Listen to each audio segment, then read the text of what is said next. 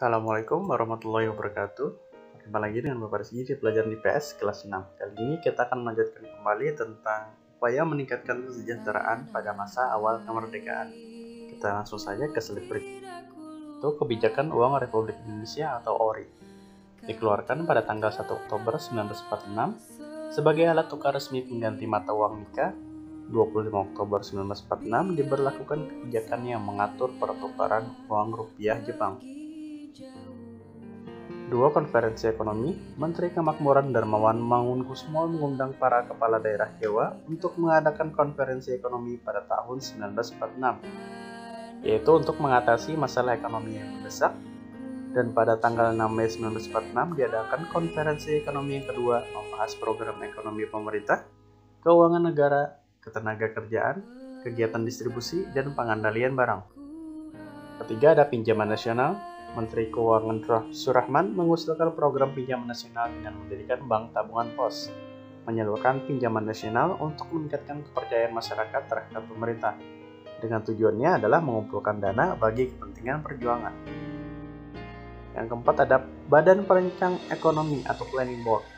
Tahun 1947, Menteri Kemakmuran A.K. Gani mengusulkan Badan Perancang Ekonomi yang disepakati sebagai rencana pembangunan selama 10 tahun.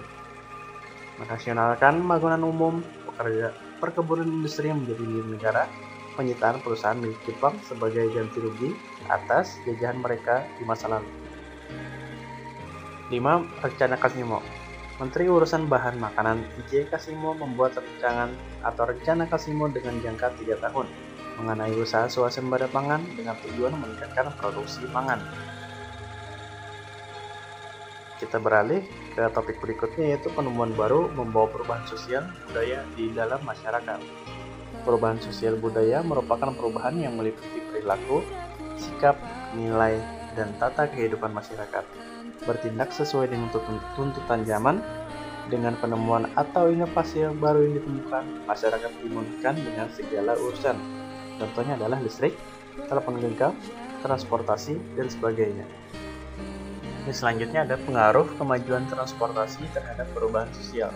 Transportasi adalah alat yang digunakan atau dikendarai manusia untuk sampai di suatu tempat, baik jarak dekat maupun jauh. Contohnya adalah pada masa lalu, masyarakat masih menggunakan kaki atau berjalan. Kemudian ditemukannya sepeda, dan kemudian lagi ditemukannya kendaraan bermotor. Ini semua agar memudahkan segala urusan masyarakat. Perubahan sosial budaya dalam bidang iptek dan pendidikan. Pada zaman dulu, pendidikan hanya didapatkan dengan sekolah dan membaca buku. Dengan adanya iptek, maka pendidikan informasi sangat mudah diakses dan lengkap. Contoh, televisi menampilkan gambar, video, dan suara agar suatu informasi disampaikan dan diterima secara utuh oleh masyarakat. Pengaruh komputer dalam bidang pendidikan. Kepentingan teknologi sangat membantu dalam bidang pendidikan. Contohnya komputer. Komputer adalah teknologi yang dirancang untuk memudahkan pekerjaan manusia termasuk di bidang pendidikan dengan tujuan untuk meningkatkan kualitas pendidikan.